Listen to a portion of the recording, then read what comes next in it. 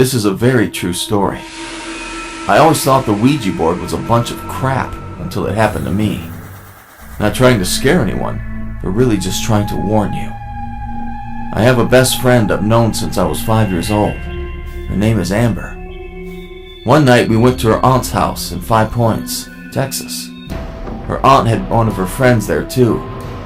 We were supposed to be decorating Amber's aunt's kids' homecoming float, but it was really cold that night, so we went inside. Amber's aunt and her friend had been screwing around with the Ouija board for the past couple months, and even had a regular spirit they contacted. I can't remember his name. I honestly just thought it was a bunch of bullshit and didn't think anything about it. I was sitting on a recliner in the living room, and Amber was sitting on the couch. Her aunt and her friend were doing the Ouija board on the floor of the living room. I figured it was all a bunch of crap, but was kind of confused when the supposed spirit guy said something about how he saw Amber's aunt watching porn and masturbating. I was confused because if they were bullshitting, why would they say that about her, and she even looked really embarrassed. I was trying to play it off. All of a sudden that same spirit said something that pertained to me, but I can't remember what it was now. And we asked it who it was talking about. It said the girl who has the brown eyes. I have brown eyes, but so does Amber's aunt. So we asked which one.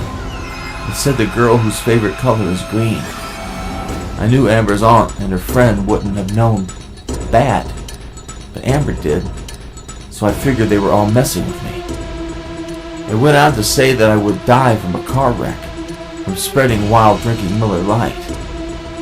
Also, it said TRV will see. TRV was the nickname of the guy I was dating at the time, named Travis. Only his childhood friends called him that, and Amber didn't know that, much less her aunt and her aunt's friend. By this time, Amber started freaking out more than me, if you could believe it, and said, "Turn it off. I don't want to hear about my friend dying."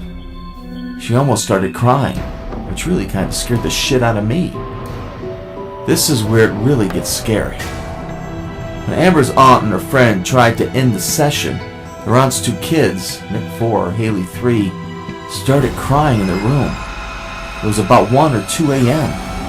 And I swear to the Lord, the spirit guy said, "Kid's room," and spelled out demon.